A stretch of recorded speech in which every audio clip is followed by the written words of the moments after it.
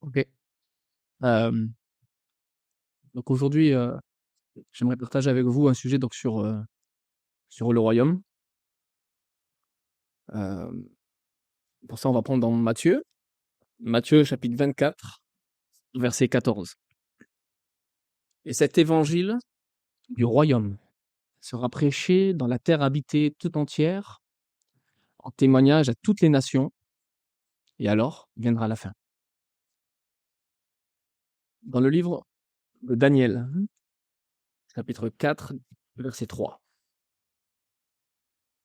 «Son royaume est un royaume éternel, et sa domination est de génération en génération.» Le verset 34, Daniel chapitre 4, verset 34.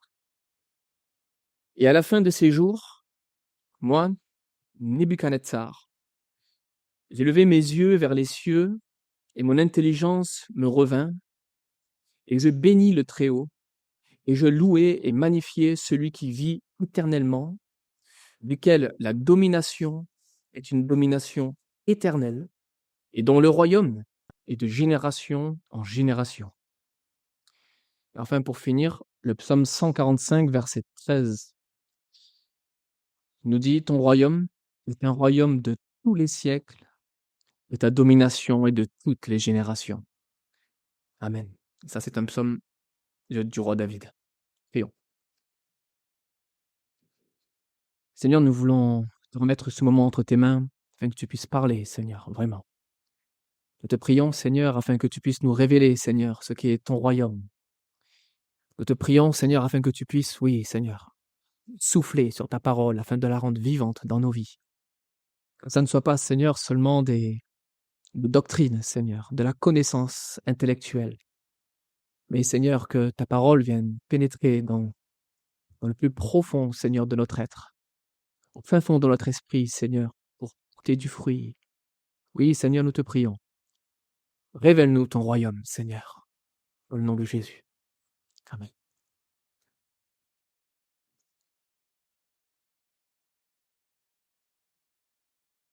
Ok. J'aimerais, déjà, avant d'expliquer déjà ce que je comprends aujourd'hui du royaume, c'est déjà je pourrais dire ainsi, mon étonnement vis-à-vis du royaume. C'est que notamment quand on prend Matthieu chapitre 24, le verset qu'on a lu, Matthieu chapitre 24, verset 14, nous dit: «Et cet évangile du royaume sera prêché dans la terre habitée tout entière en témoignage à toutes les nations, et alors viendra la fin.» Ce que je trouve incroyable, c'est que ce verset-là, on le connaît par cœur. On le connaît par cœur. Beaucoup, beaucoup le prêchent, beaucoup l'ont enseigné, mais je crois que peu l'ont compris. Il nous est pas dit ici que cet évangile sera prêché. Bien, cet évangile de la grâce sera prêché, mais bien cet évangile du royaume. Et pourtant, on pourrait croire comme s'il y avait deux évangiles différents, mais l'apôtre Paul nous dit, notamment dans Galates, qu'il y a un seul évangile, il y a une seule bonne nouvelle. Il n'y en a qu'une, il n'y en a pas deux. On ne peut pas différencier la grâce du royaume. Et malheureusement, je pense qu'en fait que l'évangile, enfin malheureusement, non, surtout pas, l'évangile, je dirais dans sa globalité, fait partie de la grâce et du royaume. La bonne nouvelle n'est pas que la grâce. La bonne nouvelle n'est pas, je dirais, n'est pas que le royaume. Mais la bonne nouvelle, c'est la grâce et le royaume. Le royaume est une partie qui est très très importante dans la parole de Dieu. On peut voir notamment l'évangile de Matthieu. C'est l'évangile du roi. Il y a 4 évangiles. C'est pas comme s'il y avait 4 bonnes nouvelles. Il y a une seule bonne nouvelle, seulement montrée comme si c'était montré dans différents aspects. Je dirais comme s'il y avait un point central avec 4 points de vue différents. Ainsi, on voit l'évangile de Matthieu qui va nous montrer Christ en tant que roi. C'est pour ça que le royaume des cieux est cité entre 32 et 33 fois rien que dans l'évangile de Matthieu. On a l'évangile de Marc, Marc qui nous montre Jésus en tant que serviteur de Dieu. On a l'évangile de Luc, et dans Luc, Jésus nous est montré comme étant le Fils de l'homme. Et dans l'évangile de Jean, Jésus nous est montré comme étant le Fils de Dieu, Dieu lui-même, de la nature de Dieu. Alors, on voit par là comme quoi Jésus, on pourrait étudier 4 facettes différentes de la même personne qui ne sont pas contradictoires, surtout pas, mais au contraire qui sont bien complémentaires. Mais aujourd'hui, il nous est noté qu'on doit parler du roi. Et le roi, c'est le premier évangile. C'est le premier évangile, 32-33 fois, rien que dans l'évangile de Matthieu, la notion du terme le royaume des cieux. Et ce qui est drôle, c'est que le royaume des cieux n'est pas autre part dans la parole, si ce n'est, je crois qu'il y a une part dans Daniel, une fois dans Daniel. Il y a une fois dans Timothée, je crois. Et après, tout le reste, c'est dans l'évangile de Matthieu. Donc ouais, il y a peut-être même une différence entre le royaume des cieux et le royaume de Dieu. Enfin, du moins, c'est ce que je crois. Mais c'est pas le sujet d'aujourd'hui. Mais le royaume de Dieu, c'est un sujet qui est très important et qui malheureusement n'est pas prêché. Ou alors très peu prêché, ou bien parfois mal prêché. Le royaume de Dieu est prêché, le royaume de Dieu est cité plus de 100 fois rien que dans le Nouveau Testament. Et pourtant, on va prêcher la grâce, la grâce, la grâce. Alors bien sûr, la grâce est très importante. Mais il faut jamais oublier que la grâce, c'est un moyen. La grâce n'est pas le but, frères et sœurs. La grâce est un moyen. Le but, c'est Christ. Christ en tant que roi, Christ en tant que maître, Christ en tant que souverain. Le but, frères et sœurs, c'est pas simplement juste nous pardonner nos péchés. Le but, c'est nous rendre conformes à son image. Alors bien sûr, quand on parle du royaume, il ne faut pas enlever le royaume de la grâce. Ce qui veut dire que tout est grâce. Mais c'est vrai que le royaume implique des responsabilités. On le verra plus tard. En tout cas, nous sommes sauvés par la grâce de Dieu, par le moyen de la foi, à travers le sang et la crucifixion de Jésus. Celui qui croit, la Bible le dit, qu'à tous ceux qui croient, il leur a donné le droit de devenir enfants de Dieu. Et donc du coup, nous arrivons du coup à la foi, dans la vie éternelle. À travers quoi? À travers la foi, tout simplement. Par contre, le royaume, on va le voir après, c'est un sujet qui est très important. Donc, on va voir comme quoi, en fait, la grâce est un moyen, alors que le royaume en est le but. Alors, déjà, j'aimerais déjà signer l'importance qu'il y a dans la parole vis-à-vis du royaume. Jean-Baptiste, la première prédication qu'il va faire, on a ça dans l'évangile de Matthieu, chapitre 3, je crois, il nous dit « Repentez-vous car le royaume des cieux s'est approché ». Jésus va continuer, il va prendre le relais. Dès qu'il va prêcher, il va pas prêcher la grâce, frères et sœurs, il va prêcher le royaume. Dès qu'il va prêcher, il va dire exactement la même phrase qu'a dit Jean-Baptiste, « Repentez-vous car le royaume des cieux s'est approché ». Après, il va continuer sur son ministère. Pendant son ministère, il continue. Il prêche quoi? La grâce? Oui, mais pas que. Surtout, et surtout le royaume. Dans Luc chapitre 4, je lis à partir du verset 42 jusqu'au verset 43. Il dit « Et quand il fut jour, Jésus sortit et s'en alla en un lieu désert, et les foules le recherchaient et vinrent jusqu'à lui. Et elles le retenaient, afin qu'elle ne s'en allât point d'auprès d'elle. Mais il leur dit « Il faut que j'annonce le royaume de Dieu aux autres villes aussi, car j'ai été envoyé pour cela. » Et il prêchait dans les synagogues de la Galilée. On voit comme quoi les foules retenaient Jésus, mais lui va dire non, il faut que je parte afin d'aller annoncer le royaume. Waouh! Jésus est parti pour aller annoncer le royaume. Très intéressant de voir comme quoi Jésus, pendant son ministère, tout ce qu'il faisait, et encore là, je prends que quelques versets, comme j'ai dit, il y en a plein, c'est bourré. Dès qu'on commence à voir un peu le royaume, on s'aperçoit qu'en fait, le royaume, il est partout dans la parole. Et que vraiment, Dieu est vraiment concerné par le royaume. Et que nous sommes, nous aussi, concernés par ce royaume-là. Heu, également dans la prière du Notre Père. Dans la prière du Notre Père, on le connaît très bien. Notre Père qui est aux cieux,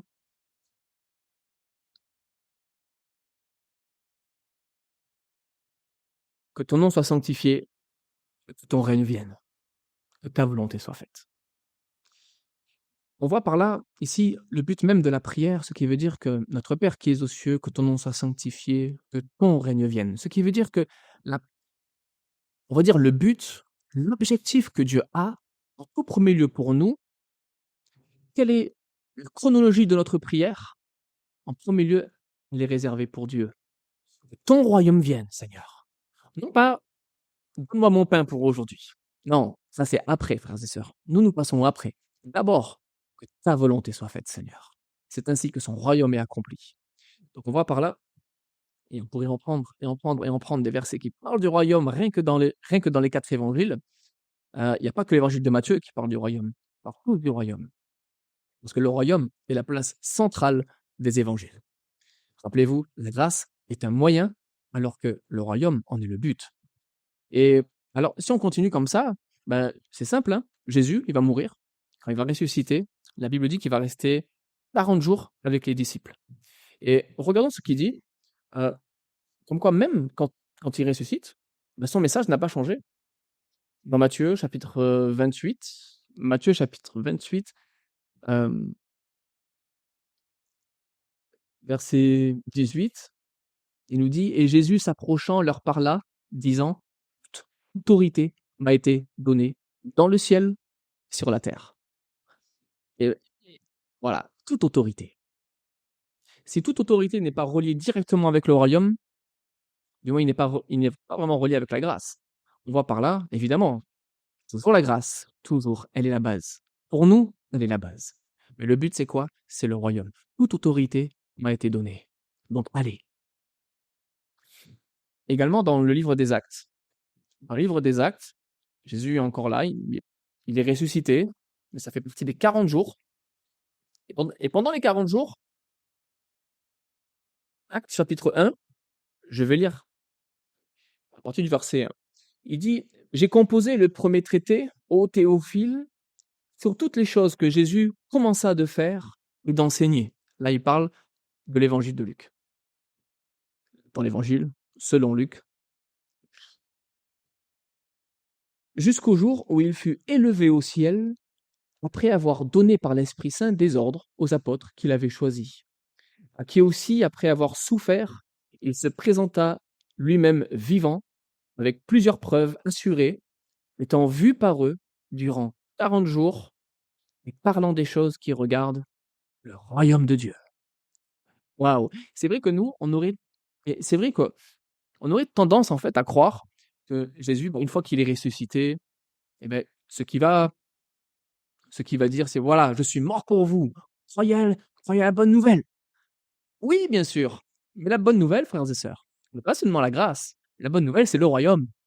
La bonne nouvelle, c'est le royaume, frères et sœurs. C'est ça la bonne nouvelle. Alors, la croix, loin de moi le fait de rejeter la croix. Loin de moi de rejeter la grâce. La Bible dit que vous recevrez grâce sur grâce. Et ça, c'est les paroles même du Seigneur. Donc, non, la grâce, je dirais, c'est la fondation, c'est la dalle, frères et sœurs. Donc, on ne vit pas sur une dalle, on vit dans une maison. Oui, donc en fait, tout est lié. La grâce est le commencement, le but et le royaume. Ce, ce qu'on pourrait dire, c'est que la grâce a dû venir à cause de la transgression. C'est comme la loi. Si l'homme n'avait jamais péché, si l'homme avait mangé le fruit de l'arbre de la vie, il n'y aurait jamais eu la grâce. Alors que le royaume, on va voir après, comme qu'en fait, le royaume, et comme on a lu dans les versets d'introduction, le royaume est là de génération en génération, d'éternité en éternité. Paul, à la fin du livre des Actes, j'aime beaucoup ce verset. Le dernier chapitre, donc le chapitre 28, c'est la fin du livre des Actes, mais on sait que les actes continuent. Non pas les actes des apôtres, mais les actes de l'Esprit continuent dans chacune des villes du monde, là où le Seigneur travaille. À partir du verset 30, il nous dit: Et Paul demeura 2 ans entiers, donc à Rome, dans un logement qu'il avait loué pour lui, et il recevait tous ceux qui venaient vers lui, prêchant le royaume de Dieu et enseignant les choses qui regardent le Seigneur Jésus-Christ avec toute hardiesse et sans empêchement. C'est incroyable parce que aujourd'hui, la révélation de la grâce, on l'a beaucoup à travers les écrits de Paul. Et pourtant, on voit que Luc, quand il va raconter ce que Paul faisait à la fin, Luc était l'accompagnant de Paul, va dire que à la fin de ce qu'on sait de Paul, il prêchait le royaume. Il prêchait le royaume et il prêchait les choses qui regardent le Seigneur Jésus. Et le royaume, d'une certaine manière, est complètement lié en fait au Seigneur Jésus. Donc, c'est un sujet qui est très, très important. On pourrait croire comme quoi d'autres écrivains n'ont pas écrit, mais alors on pourrait lire dans 2 Pierre, chapitre 1, verset 11, il parle du royaume. On pourrait parler, de l'Épître aux Hébreux aussi, qui parle du royaume. Jacques également parle du royaume, et l'Apocalypse, alors l'Apocalypse, on n'en parle même pas, frères et sœurs. L'Apocalypse, c'est le royaume qui se révèle, en fait. Alors, on voit par là, frères et sœurs, que le royaume est un sujet qui a été occulté. Occulté depuis, en fait, depuis tout le temps. Et malheureusement, très peu, en fait, ont la révélation du royaume. Pourquoi? Parce que je pense que c'est une véritable guerre. Je vais m'expliquer. En fait, frères et sœurs, le royaume déjà, il faut expliquer déjà ce qu'est le royaume. Parce que parfois, lorsque on regarde, l'Église, on a l'impression que les gens dans l'Église considèrent que nous sommes dans une démocratie. Donc, parfois, il y a même des votes, et cetera. Je suis personnellement pas pour ça. Je crois qu'en fait, que l'Église est le terrain du royaume ici-bas. On va y venir. Mais, le royaume, frères et sœurs, c'est pas une démocratie. La démocratie n'est pas divine. Jésus est roi. Il est le roi des rois. Et on parle ici bien de son royaume à lui. Donc, on n'a pas à voter, en fait, pour savoir qui est notre roi, qui est notre chef. Jésus est notre chef. Jésus est notre tête. Quand on parle de royaume, ce qu'il faut bien comprendre, c'est que déjà, nous, frères et sœurs, et je dirais, français, nous vivons dans une démocratie, les droits de l'homme, les syndicats, toutes ces choses-là, qui en fait, mine de rien, ont, ont enlevé de notre mentalité la mentalité même du royaume. Parce que quand on parle de royaume, il faut comprendre par là royauté, souveraineté, complète autorité. Ce sont des mots on pourrait les différencier les uns des autres. Mais en fait, voilà de quoi on parle dans le royaume. On parle de ta volonté soit faite. C'est ça, frères et sœurs, le royaume, d'une certaine manière, c'est que ça. Que ta volonté soit faite, Seigneur. C'est pour ça que ton royaume vienne, que ta volonté soit faite. C'est vraiment très important, frères et sœurs, de comprendre c'est quoi le royaume. Parce que Jésus, il n'est pas venu simplement pour nous pardonner les péchés, frères et sœurs. Ça, c'est un moyen. Il est venu afin que nous puissions, oui, le prier que sa volonté soit faite. Il est venu afin d'avoir un peuple qui, tout simplement, lui obéisse, un peuple qui est conforme à son image, un peuple dans lequel il est, je dirais, libre de pouvoir s'exprimer et dans lequel le peuple, je dirais, en s'exprimant, exprime la vie elle-même de Christ. Alors, évidemment, tout est lié. Tout est lié. Et je pense que le royaume, frères et sœurs, fait partie vraiment du but, en fait, du but de Jésus. C'est pour ça que quand on prend mais quand on commence à s'intéresser vraiment au royaume, frères et sœurs, j'ai pu trouver comme quoi il était vraiment partout. Il est partout. Ça fait plusieurs années que j'étudie sur le royaume et je suis à chaque fois émerveillé de, de lire en fait et d'essayer de comprendre en fait la mentalité du royaume. Quand on lit le livre de Daniel, frères et sœurs, ok, c'est vrai qu'il parle des royaumes du monde, mais il en parle comme si c'était des choses complètement éphémères. Par contre, il y a un royaume qui vient, qui est inébranlable, frères et sœurs. Il y a un roi qui vient. Il y a un roi qui vient. Et ça, frères et sœurs, waouh, c'est ça qu'on attend en fait. Mais qui dit roi, ben, dit quand même autorité, dit aussi souveraineté, dit aussi obéissance, frères et sœurs. Et ça fait partie du message du royaume. Le message de la grâce ne te demande pas de l'obéissance, elle te demande simplement l'obéissance de la foi originelle, le tout début de la foi. Si tu crois que Jésus-Christ est mort pour toi, que Jésus est Dieu incarné dans une chair, que Jésus a pardonné tes péchés, si tu crois en cela, la Bible t'assure, si tu crois vraiment que tu as été pardonné, la Bible t'assure qu'en fait, que tu es pardonné de tous tes péchés et que le sang de Jésus est assez efficace pour tout simplement te rendre blanc, pur, parfait, juste, on va dire. Parce que Jésus, maintenant, est devenu ta justice. Vis-à-vis du royaume, frères et sœurs, on le verra plus tard, mais vis-à-vis du royaume, ce n'est pas tout à fait la même chose. En tout premier lieu, il faut comprendre que dans Colossiens, il nous dit que le Seigneur nous a transportés du royaume des ténèbres au royaume de son admirable lumière. Il nous a dit dans Colossiens chapitre 1, verset 13, il nous a délivrés du pouvoir des ténèbres et nous a transportés dans le royaume du Fils de son amour. Donc pour tous ceux qui ont la foi, frères et sœurs, c'est déjà accompli. Nous sommes déjà, frères et sœurs, transportés d'un royaume à un autre. Et pour tous ceux qui sont nés de nouveau, nous sommes déjà dans le royaume. Mais maintenant, frères et sœurs, il faut respecter les lois du royaume. C'est ça, en fait, l'enjeu. Alors, notre roi, frères et sœurs, n'est pas un roi qui force notre volonté. Nous disons que le royaume, c'est quoi? C'est quand des gens, c'est quand des créatures vont dire que ta volonté soit faite. Donc le royaume, c'est là. Le royaume, c'est là où la volonté de Dieu est respectée. C'est ça le royaume, frères et sœurs. Mais par contre, ce qu'il faut comprendre, c'est que notre roi n'est pas un roi qui force. Ce n'est pas un roi qui nous oblige. Alors du coup, maintenant, ce chapitre-là va nous emmener sur un autre chapitre qui va nous guider plutôt sur l'histoire du royaume. L'histoire du royaume commence, comme on avait lu, c'est un royaume qui va d'éternité en éternité. Alors pour comprendre les temps, il faut comprendre que au commencement, il y avait l'éternité passée. Ce qui veut dire qu'avant qu'on parle de commencement, on peut dire qu'en fait que Dieu a toujours été. Dieu a toujours été là. Donc, dans l'éternité passée, ce qui veut dire qu'il n'y avait ni début, ni fin, ni temps, ni espace, Dieu est. Tout simplement, Dieu est.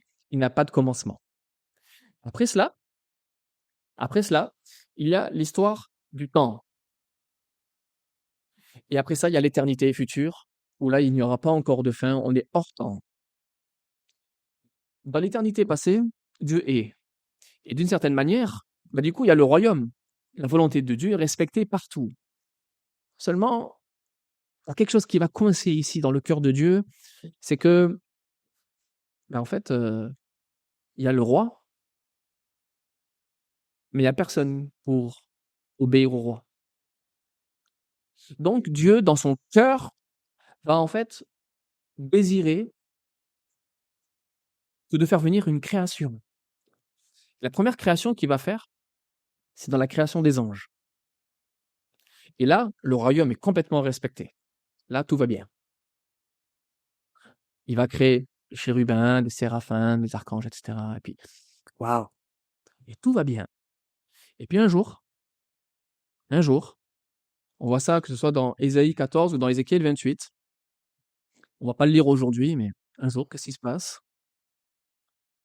Lucifer, cet astre brillant qui était pourtant, on pourrait dire responsable de la louange envers Dieu. Il avait une très haute autorité parmi les anges pour apporter toute l'adoration envers Dieu.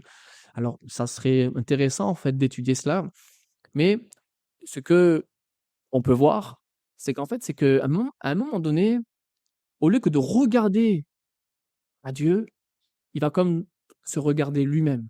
Il va regarder en fait sa propre personne, il va regarder sa propre beauté et il va dire je monterai, je m'assierai. À partir de là, il y a eu la création des anges et à partir de là vient la chute, frères et sœurs, la chute des anges. Et comme plusieurs passages nous l'expliquent, il est parti, il a chuté et il a entraîné avec lui un tiers des anges. C'est comme ça. Ça a été la première chute. Alors, dans le psaume 8, on voit que Dieu, donc, du coup, a fait une deuxième création. La deuxième création, c'est la création de l'homme. C'est notre création à nous, frères et sœurs. Alors, je dirais la création de l'humanité, pour être plus précis. Euh, et c'est une création qui est inférieure vis-à-vis des anges. C'est une création qui est inférieure. Inférieure au niveau intelligence, au niveau limite, au niveau puissance. C'est une création qui est inférieure. Et le psaume 8 nous révèle cela. Et encore, c'est complètement relié avec le royaume. Et alors, par la suite, qu'est-ce qui se passe? On a ce récit dans Genèse, chapitre 1, 2, 3. Il y a la chute. Encore, là, une création que Dieu avait donnée. Et dans cette création-là, le royaume devait être respecté. Mais là, le royaume n'est pas respecté. Et il y a encore une chute, frères et sœurs. Alors, il se passe là des millénaires. Des millénaires où Dieu va comme envoyer des prophètes, annoncer le roi. Le roi va venir. Mais ce qu'il faut comprendre, c'est que le royaume de Dieu, ok, comme je disais tout à l'heure, le royaume de Dieu est partout. Il va de l'éternité passée à l'éternité future. Le royaume, il est sur toutes les sphères que pourrait comporter l'univers et au-delà.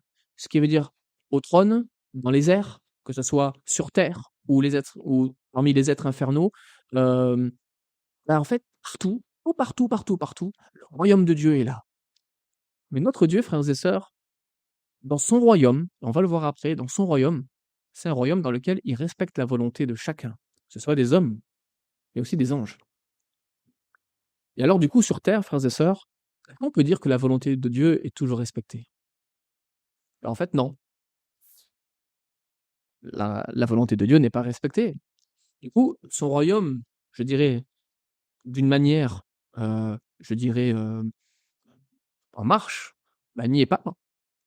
Elle n'y est pas. Alors, Dieu va annoncer le roi. Le roi va venir. Et ça, plusieurs prophètes vont annoncer cela, notamment beaucoup dans le livre de Daniel. Et alors là, alors que les prophéties sont annoncées,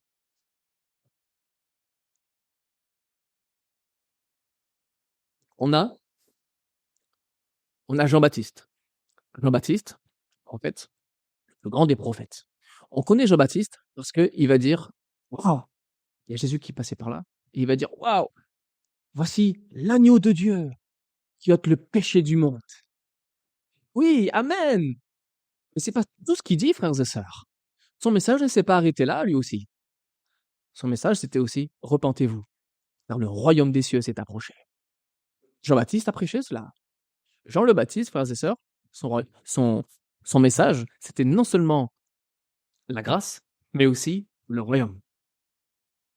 Repentez-vous. L'agneau est là pour se repentir. Le royaume des cieux s'est approché. Alors, pourquoi le royaume des cieux s'est approché? Alors, on pourrait dire que le royaume des cieux s'est approché. J'aime beaucoup ce que va décrire Stephen Kong quand il va parler de cela. Il va dire, voilà, il va citer plusieurs étapes. Et il va dire, le royaume des cieux s'est approché parce que le roi n'a pas encore commencé son ministère. Le roi n'a pas encore commencé son ministère. Alors, je vais prendre les versets parce que ça reste intéressant. Vous allez voir que c'est très, très chronologique. Dans Matthieu, parce qu'on parle du royaume des cieux. Donc, dans Matthieu, on est au chapitre 3. Matthieu, chapitre 3, verset 1. Or, en ces jours-là vient Jean le baptiseur, prêchant dans le désert de la Judée, et disant, repentez-vous, car le royaume des cieux s'est approché. Juste après cela, Jean le Baptiste va être mis en prison. Il va être pris. Et là, du coup, c'est Jésus maintenant qui va commencer son ministère.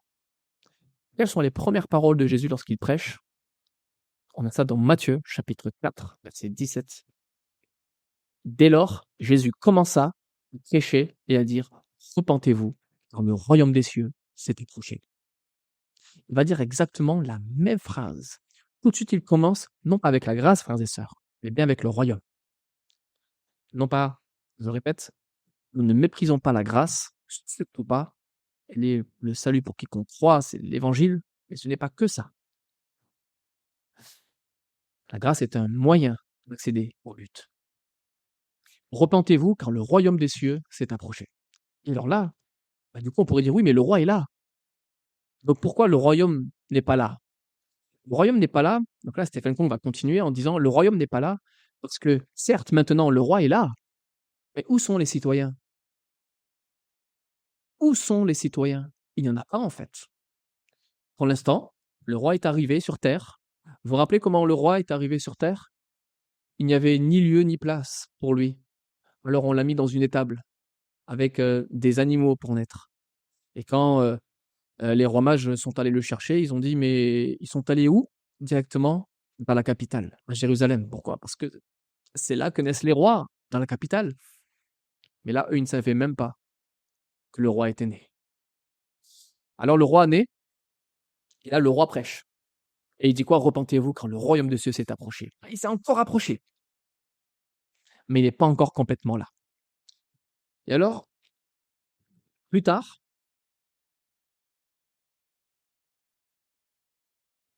au chapitre 11, on voit qu'en fait que à partir d'un ça veut dire que à partir d'un moment donné, Jean le Baptiste va en prison, va avoir des questionnements vis-à-vis de Jésus. Il va dire: «Mais est-ce que c'était vraiment lui, en fait? Est-ce que c'était vraiment lui?» Donc il va envoyer des disciples, ses disciples à lui, les disciples de Jean, pour, aller voir Jésus et pour lui demander, heu, si c'était vraiment lui, le Messie, ou s'il devait en attendre un autre. À ce moment donné-là, bon, beh, Jean a failli un petit peu, il a un petit peu fléchi. Sa foi n'a pas été complètement ferme. Et ce qui nous prouve qu'en fait, que le seul qui est vraiment ferme, c'est le Christ. Et hem et sur cela, en fait, ce qu'il faut comprendre, c'est que, heu, alors, il y a eu du temps qui s'est passé entre Matthieu chapitre 4 et là, Matthieu chapitre 11. Il s'est passé du temps dans lequel Jésus, en fait, là, frères et sœurs, il s'est trouvé des citoyens, il s'est trouvé au-delà des citoyens, il s'est trouvé des disciples. Et on le voit que parce qu'il s'est trouvé des disciples, regardez ce qu'il dit, Matthieu chapitre 11, verset 22. Mais depuis les jours de Jean le baptiseur jusqu'à maintenant, le royaume des cieux est pris par violence et les violents le ravissent. Donc, c'est vrai, là, on ne peut pas ignorer le fait que là, Jésus va dire maintenant, le salut est maintenant, le royaume, pardon, est maintenant. Depuis Jean le baptiseur jusqu'à maintenant. Et c'est vrai que j'aime bien ce que Stephen Kong va dire vis-à-vis de cette chronologie-là. En tout cas, ce qui est sûr, c'est qu'aujourd'hui, le royaume des cieux, c'est maintenant. Et on voit par là qu'en fait, frères et sœurs, il y a eu une perte, une grande perte. Il y a eu une perte, pourquoi? Parce que, norm Dieu, ce que lui voulait à la base, c'était que son royaume soit respecté partout, surtout sur par les anges, par les hommes, et cetera. Mais ça n'a pas été le cas. Dieu savait tout ça. Dieu savait tout ça. Et quand il a créé même les anges, il savait qu'il y aurait Satan. Et quand il a créé les anges, il savait qu'il aurait créé les hommes. Et quand il a créé les anges, il savait encore là, comme quoi les hommes se rebelleraient. Et c'est là qu'il va dire en Ésaïe: «Mais qui enverrai-je?» Et alors qu'il n'a pas encore créé les anges, Jésus va répondre en disant: «Me voici, envoie-moi». Alors frères et sœurs, le royaume, nous disons que c'est l'autorité. C'est l'autorité, c'est là où Dieu est respecté, non pas de force, mais surtout de cœur. Parce que Dieu veut ton cœur, Dieu veut mon cœur, Dieu veut notre volonté en fait. Il veut que volontairement, qu'on respecte son autorité. Et je pense que c'est vraiment très, très important de le saisir. Le royaume de Dieu est pris par violence. Alors, on verra ça plus tard, mais c'est vrai que le royaume des cieux est pris par violence. Ce qui veut dire que se faire violence, frères et sœurs, c'est un mot qui est fort, mais violence n'a rien à voir avec les bagarres. Mais violence reste quand même de la violence envers soi-même, de la violence envers notre vieil homme, frères et sœurs. Oui, il nous faut porter la croix. il nous faut porter la croix. La violence ici qui nous est donnée, frères et sœurs, c'est afin non pas d'obtenir la grâce, parce que la grâce s'obtient par la foi, mais le royaume s'obtient par la violence, frères et sœurs, par le rejet de soi, par le fait de porter sa croix. Alors, j'aimerais aller un petit peu plus loin et parler du caractère du royaume. Le caractère du royaume, frères et sœurs. Parce que quand on entend royaume, surtout à ceux qui sont français, euh, où on a décapité le roi, et on se vante de ça sur partout. Je pense qu'il nous faut être humble, frères et sœurs, vis-à-vis du royaume. Nous sommes rentrés dans le royaume, comme on a vu dans Colossiens. Nous sommes rentrés dans le royaume par la grâce de Dieu. Et on voit que Dieu ne change pas. C'est pas parce que on parle de la grâce et là on voit un Dieu qui est rempli d'amour. Et puis quand on parle du royaume, on verrait un lion de la tribu de Juda qui mangerait tout le monde. Non, on a le même Dieu, frères et sœurs. Un Dieu qui est lent à la colère, qui est riche en miséricorde, qui est bon en fait, qui est compatissant, qui nous aime, frères et sœurs. Le royaume ne fait pas, parce que c'est un royaume, ça ne fait pas passer Dieu pour étant un méchant. On peut pas dire que la venue de Jésus sur terre est la venue en tant qu'agneau et son retour comme étant le lion qui va déchirer tout le monde. Même si on peut comprendre, il y a des. Allez, on pourrait en discuter. Mais en tout cas, Dieu ne change pas, frères et sœurs. Il n'y a pas d'ombre de variation en lui. Alors c'est vrai qu'il peut revenir en tant que lion, bien sûr, il revient en tant que conquérant, il revient en tant que roi des rois et seigneur des seigneurs. Amen. Mais c'est vrai que par contre, il est le même en fait. C'est le même qui a dit cette prostituée, je ne te condamne pas non plus. Qui a dit combien d'autres, va, tes péchés te sont pardonnés, frères et sœurs. Donc c'est le même.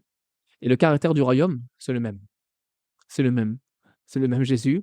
Et c'est vrai que il faut, je pense, il faut comprendre le caractère du royaume.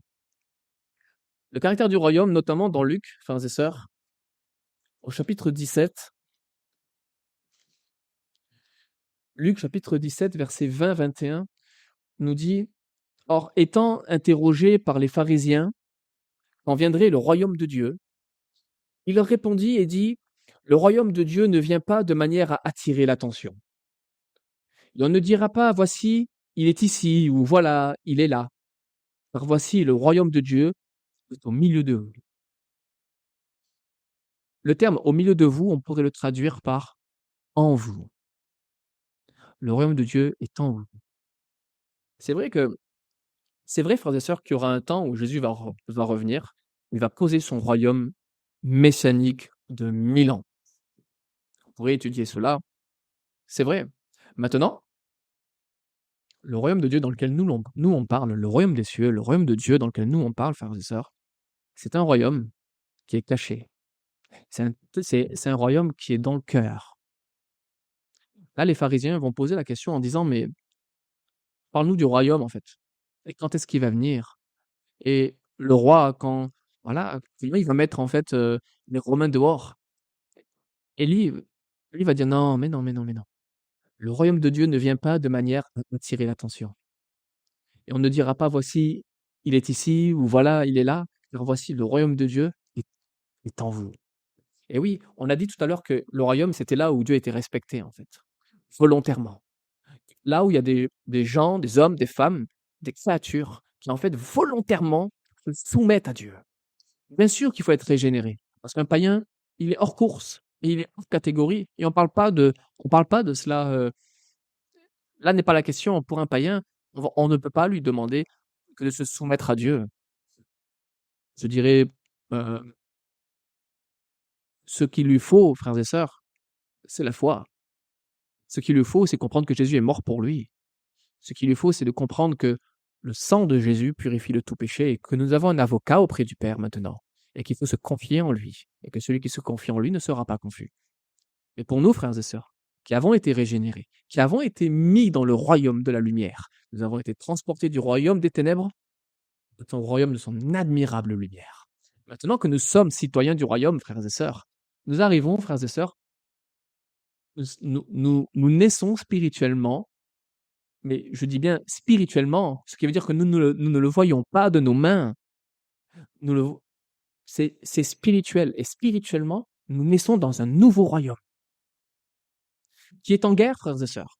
Le royaume, il est déjà en guerre. C'est pour ça que nous avons des luttes. C'est pour ça que que l'évangile du royaume n'est pas prêché. Pourquoi? Parce que Satan, il sait très bien que du moment que des croyants vont comprendre l'évangile du royaume dans son ensemble, parce que ce qu'on voit là, frères et sœurs, aujourd'hui, n'est que, je dirais, n'est qu'une introduction du royaume. Il y a tellement de points. Et plus on avance, plus on se rend compte, en fait, à quel point le royaume est important et à quel point il a des responsabilités pour chacun de nous. Mais le royaume, frères et sœurs, il est en nous.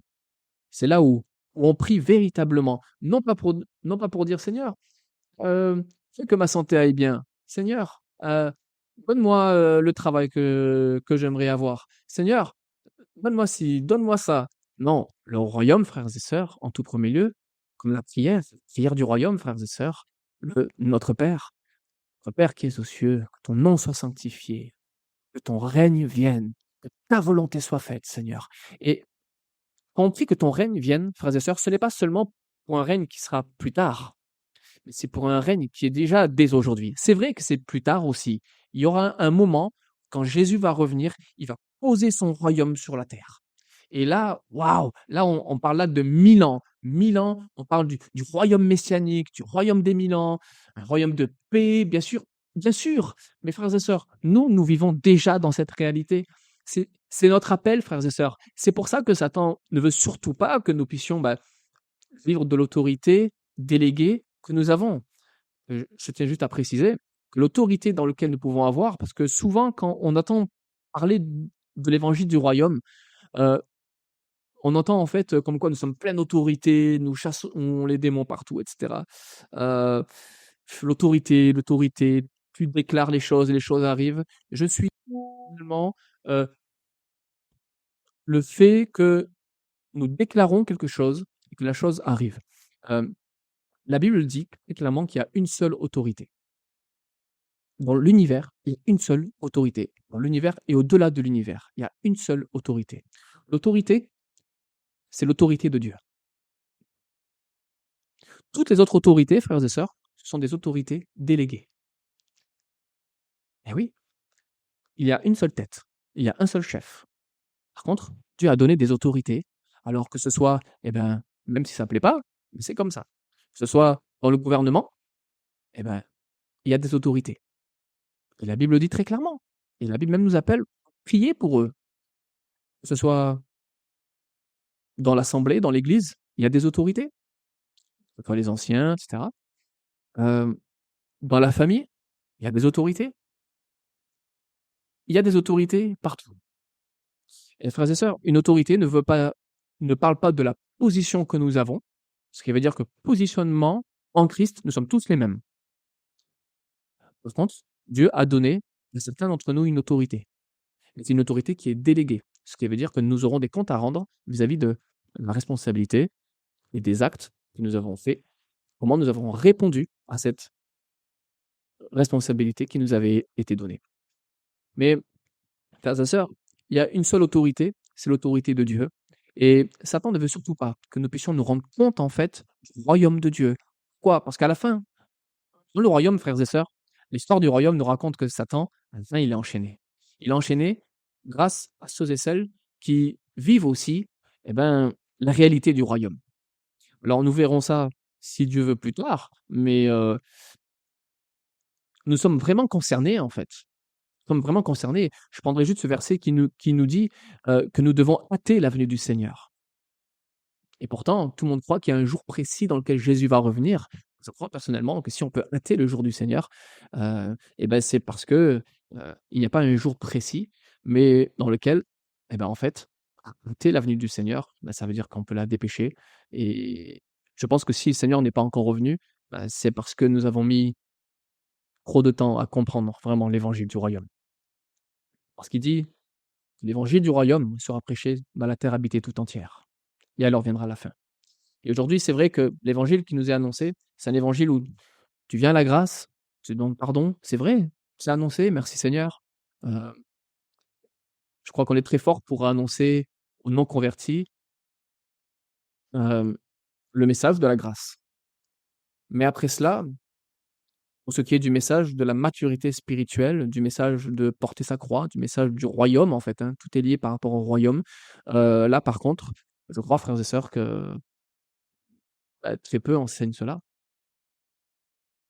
Alors, pour continuer sur le caractère du royaume, c'est un royaume qui est caché pour l'instant. C'est vrai que dans pas longtemps, il sera manifeste, mais pour l'instant, c'est un royaume qui est caché, qui est au fond de nous. Il y a ce passage qui est, dans Romains chapitre 14 au verset 17. Il nous est dit, l'apôtre Paul, quand il parle du royaume, va dire: «Car le royaume de Dieu n'est pas à manger et boire, mais justice, paix et joie dans l'Esprit Saint». Frères et sœurs, le royaume de Dieu n'est pas ne s'occupe pas en fait du manger et boire. C'est pour ça que Jésus va dire: «Recherchez premièrement le royaume de Dieu et toutes ces choses, le manger, le boire, le vêtement, la maison, toutes ces choses vous seront données par-dessus». Évidemment que Dieu peut fournir tout et mais attention, il dit au nécessaire, pas au superflu. Mais, il dit: «Mais recherchez premièrement le royaume de Dieu». Recherchez premièrement le royaume, l'autorité de Dieu, là où Dieu règne, là où enfin la justice est là où enfin la paix est là. Parce que, frères et sœurs, c'est là ce dont on est en train de parler. Et c'est pour ça qu'il dit: «N'est pas de manger et boire, mais justice, paix et joie dans l'Esprit Saint». Le royaume, frères et sœurs, le caractère du royaume, comment il s'exprime? Il s'exprime dans la justice, dans la paix et dans la joie de l'esprit. Le royaume, quand tu as vraiment la révélation du royaume, parce que je parle bien là d'une révélation. Je ne parle pas, frères et sœurs, je pense pas que nous devons accumuler, vous savez, des informations spirituelles, plutôt de la connaissance spirituelle. Theodore Rothschild va dans un de ses livres, va différencier les informations spirituelles de la connaissance spirituelle. Une information spirituelle, il va le décrire comme étant, hem, je dirais, des doctrines mortes, hem, une information qui concerne Dieu, une information qui parle de Dieu, mais dans lequel qui n'a pas pris vie en nous. Frères et sœurs, pour toutes les vérités fondamentales de la parole de Dieu, tout ce qui regarde à Christ, Jésus, heu, il nous est demandé non pas d'avoir une information, même sur l'Église, sur Jésus, sur le royaume, sur la grâce, mais une connaissance, ce qui veut dire une intimité et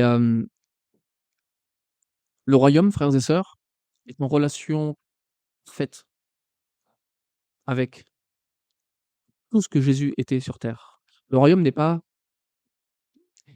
le royaume n'est pas mauvais, frères et sœurs, quand on parle de justice, de de joie dans l'Esprit Saint, de paix.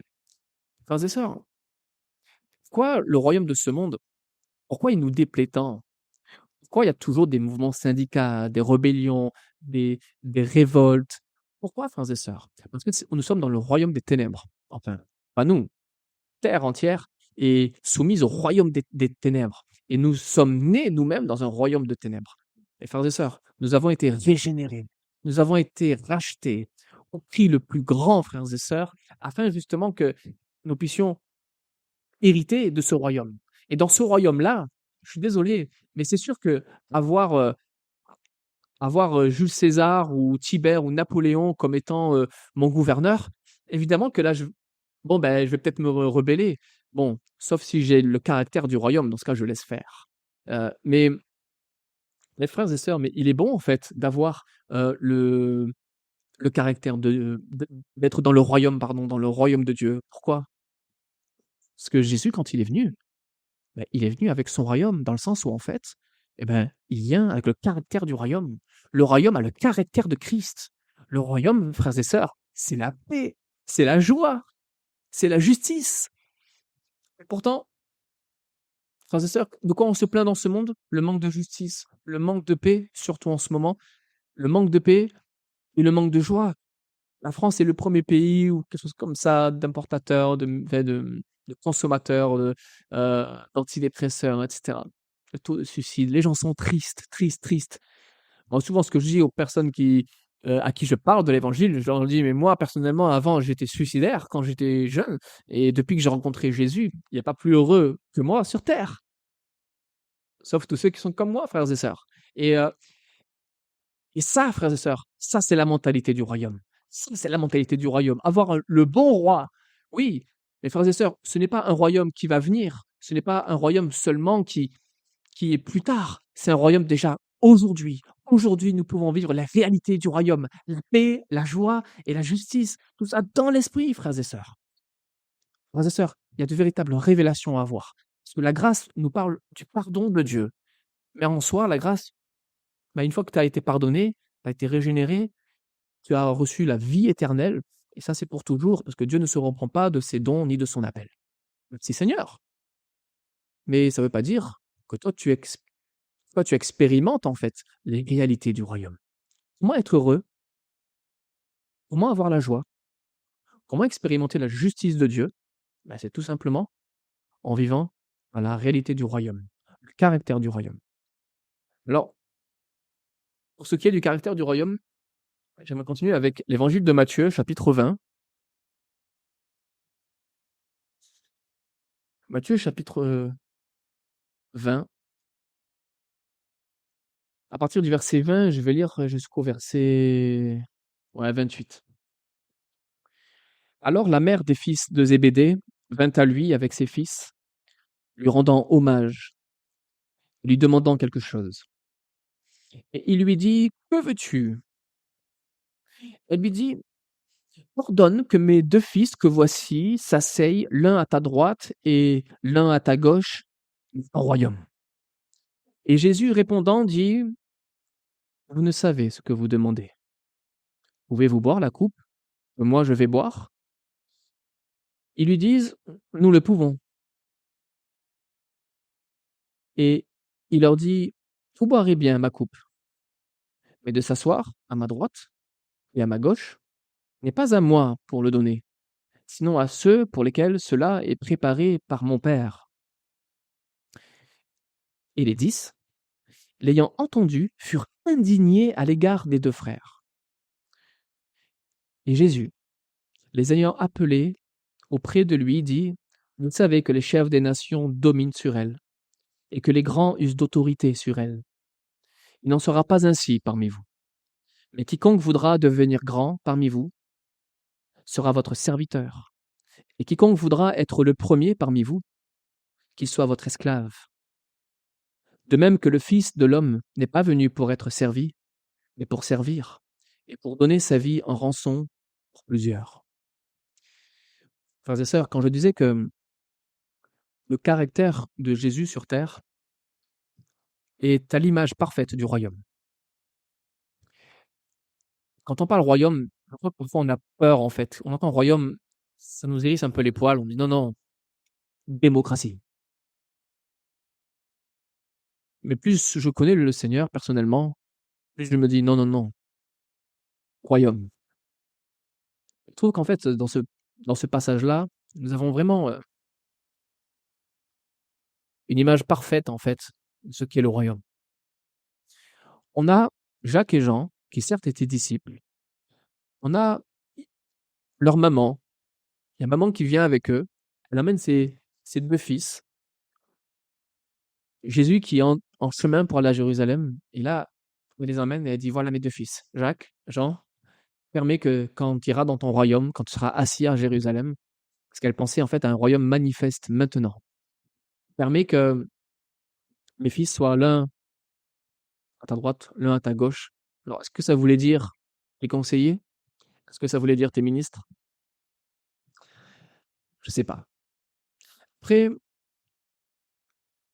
dans tous les cas, elle dit ça d'une manière très autoritaire. Pourquoi? Parce qu'elle voulait que ses fils usent d'autorité, que ses fils règnent en fait, d'une manière très, très humaine. Et Jésus qui connaît les pensées des cœurs, quand il voit cela, il va dire: «Mais, d'une certaine manière, est-ce que vous pourrez boire la coupe? Est-ce que vous allez boire la coupe?» Ils vont dire: «Oui», et en effet, ils doivent boire la coupe. Ils doivent boire la coupe pour obtenir le royaume, frères et sœurs. C'est vrai. Mais regardons ce qu'il dit après. Il dit, vous savez que les chefs des nations dominent sur elles. Les chefs des nations dominent sur les nations.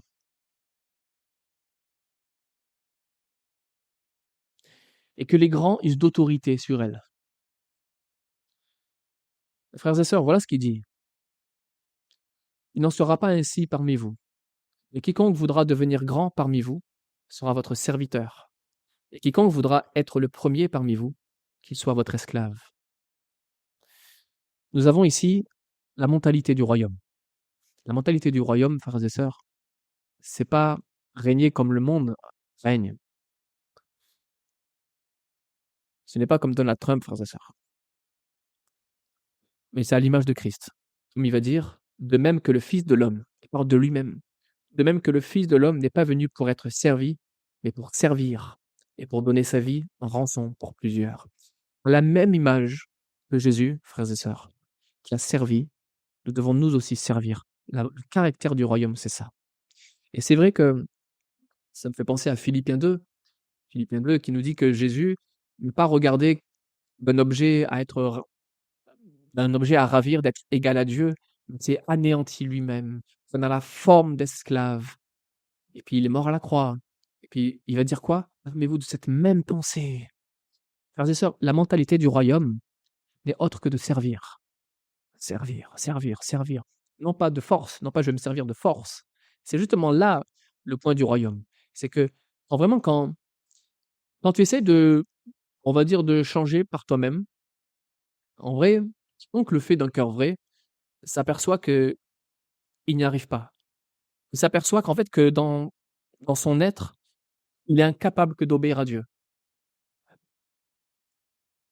Mais par contre, quand tu acceptes Jésus, je dirais, non pas comme juste ton sauveur, mais comme ton Seigneur.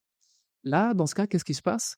Il se passe qu'en fait que, ok, pendant un certain temps, tu vas continuer en fait à vivre une vie qui n'est pas selon la gloire de Dieu. Pourquoi? Parce que on a été habitués, frères et sœurs, nous tous, avec le royaume des ténèbres. Et donc, il faut un certain temps avant, ben, je dirais, de vivre la mentalité du roi des rois, du royaume de la lumière. Et alors, à fur et à mesure que, non pas que tu essayes de vivre dans le royaume de la lumière, non pas que tu essaies de vivre, mais juste, tu regardes le roi.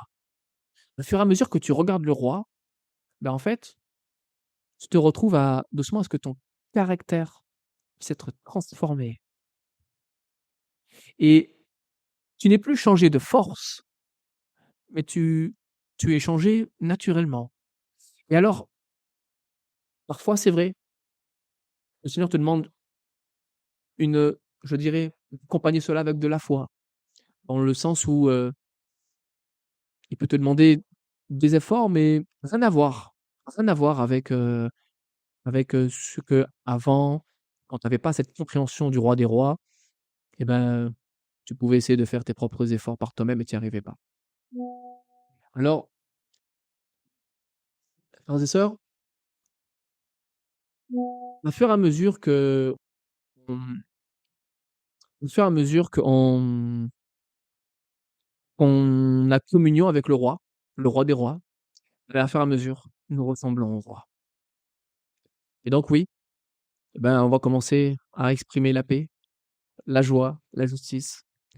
On va commencer à servir naturellement, à donner notre vie, pour les frères, pour les sœurs, que ce soit pour, annoncer, ben, le pardon de Dieu, mais que ce soit aussi, pour annoncer le royaume, que ce soit pour, servir, aux tables, que ce soit pour, accueillir, visiter les frères et les sœurs, que ce soit pour, encourager ceux qui sont un peu faibles dans la foi, que ce soit pour, visiter ceux qui seraient éventuellement, malades ou en prison, si ça arrive bientôt peut-être, je ne sais pas. En tout cas, frères et sœurs, au fur et à mesure qu'on contacte le roi, on est transformé à l'image du roi. Et du coup, ben, à un moment donné, on ne recherche plus notre volonté, mais on dit que ta volonté soit faite. Et frères et sœurs, je crois que heu, le changement, comment dire? Le changement de caractère se fait au moment donné où on dit, où on capitule. En fait, où on dit, Seigneur, que ta volonté soit faite. Que ta volonté soit faite. Alors à partir de là, avec parfois des jours, parfois des semaines, je ne crois pas que Dieu veut nous changer avec 50 ans de vie. Je crois que le Seigneur veut vraiment nous transformer rapidement afin que nous puissions participer à vraiment, d'une certaine manière, dans notre vie active, dans la réalité du royaume. Ce qui veut dire exprimer la joie, exprimer la paix et bien sûr servir, nous humilier et non pas écraser nos frères et nos sœurs dans la foi.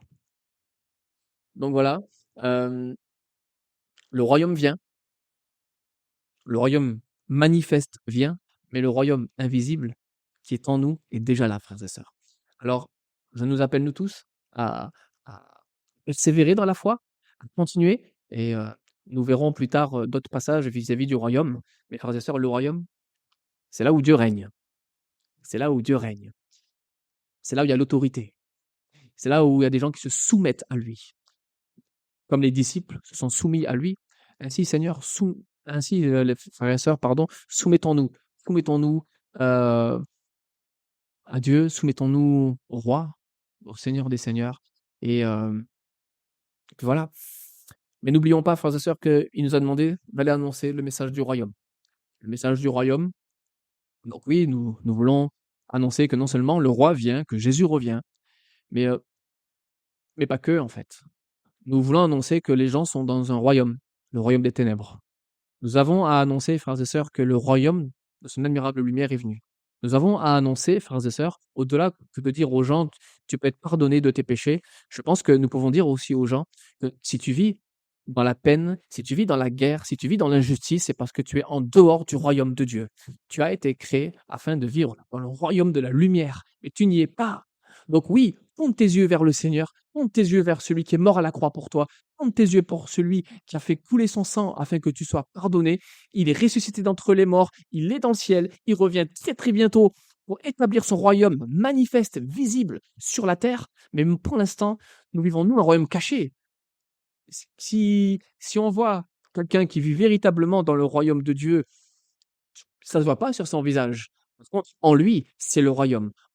Comme l'apôtre Paul pouvait dire, ainsi ce n'est plus moi qui vis, mais c'est Christ qui vit en moi. C'est la volonté de Christ qui vit en moi. Et alors, je me glorifierai bien plus dans les infirmités, dans les souffrances, dans les nécessités, afin que sa grâce, parce que le royaume est toujours lié à la grâce, afin que sa grâce, etc. Vous connaissez ce passage très bien. Frères et sœurs, sa grâce nous suffit. Mais sa grâce nous emmène non pas juste à être pardonnés et puis à continuer notre vie ici-bas comme si nous étions nous-mêmes notre propre chef, quoiqu'en fait notre chef était Satan, mais sa grâce nous amène automatiquement à vivre connectés au roi. Frères et sœurs, il nous faut absolument avoir cette révélation. Le Seigneur, ce qu'il veut, c'est pas juste nous pardonner, c'est nous pardonner et nous sauver entièrement et que nous puissions être ses disciples et ses citoyens en fait du royaume, que nous puissions vivre cette réalité. Là où Satan a échoué, oui, il a échoué. Nous, frères et sœurs, par sa grâce, ce que Satan n'a pas eu, par sa grâce, nous pouvons et nous avons aujourd'hui toutes les clés. Je te donnerai les clés du royaume. Je vais juste finir sur ça. J'avais pas prévu de parler de ça, mais c'est très intéressant. Quand, quand Jésus va répondre à Pierre, quand Pierre qui va lui dire tu es le Christ, le Fils de Dieu vivant, dans Matthieu 16, il va dire tu es bien heureux, Simon, fils de Jonas, car ce n'est pas la chair et le sang qui t'ont révélé cela, mais c'est mon Père qui est dans les cieux. Et moi aussi, je te dis que tu es Pierre, et sur ce roc, je bâtirai mon assemblée, et les portes du Hadès ne prévaudront pas contre elle. Par là, frères et sœurs, euh, pourquoi je parle de cela? C'est parce que on voit comme quoi Jésus va parler, c'est la première fois qu'il parle de l'Église. Il parle de l'Église pour la première fois, et tout de suite, il va lier ça avec quoi? Avec le royaume. L'Église est complètement liée avec le royaume. Ben oui, parce que là où Jésus sauve les gens, le but c'est quoi? Ben, le but c'est de les emmener maintenant à l'obéissance. Le but c'est maintenant les emmener à la jouissance. Non pas la jouissance juste d'être pardonné, mais à la jouissance de vivre pleinement les réalités du royaume. La paix, la joie, l'obéissance, l'humilité, la tempérance, le fruit de l'esprit. Alors, oui, bien sûr, il va dire, je te donnerai les clés du royaume. Eh bien, voilà, frères et sœurs. Nous avons d'une certaine manière aujourd'hui les clés du royaume, les révélations du royaume. Alors que cela puisse passer d'information spirituelle à connaissance spirituelle. Que le Seigneur puisse rendre vivant chacune de ces paroles, que le Seigneur se révèle et que nous puissions aller annoncer l'évangile, la bonne nouvelle. L'évangile, ça veut dire bonne nouvelle, la bonne nouvelle du royaume. Les gens sont, frères et sœurs, les gens sont dans le royaume des ténèbres et nous venons pour annoncer le royaume de son admirable lumière. Que nous puissions nous y jouir et puis aller l'apporter aux autres, ayant vécu pleinement en fait toutes ces réalités du royaume. Prions. Seigneur, nous te remercions pour ce moment dans lequel tu nous as permis de passer. Nous te prions, Seigneur, afin que tu puisses vraiment te révéler, Seigneur, avec puissance. Tu es venu, Seigneur, et tu as annoncé ton royaume. Et tous les disciples, et Seigneur, les apôtres, et Seigneur, de partout, Seigneur, nous voyons le royaume partout dans le Nouveau Testament, Seigneur, et même dans l'Ancien. Seigneur, nous sommes complètement concernés, Seigneur, dans ce royaume, Seigneur, dans lequel tu bâtis sur la terre. Tu désires aujourd'hui bâtir ce royaume, Seigneur. Tu as dit, je bâtirai mon assemblée et je te donnerai les clés du royaume. Seigneur, oui, nous avons aujourd'hui, Seigneur, cette révélation du royaume devant nous. Alors rends vivante, Seigneur, chacune de nos paroles. Souffle, Seigneur, sur ta parole, nous t'en prions, et que nous puissions être des disciples, à la gloire de ton nom. Merci, Seigneur, toi notre roi, au nom de Jésus. Amen.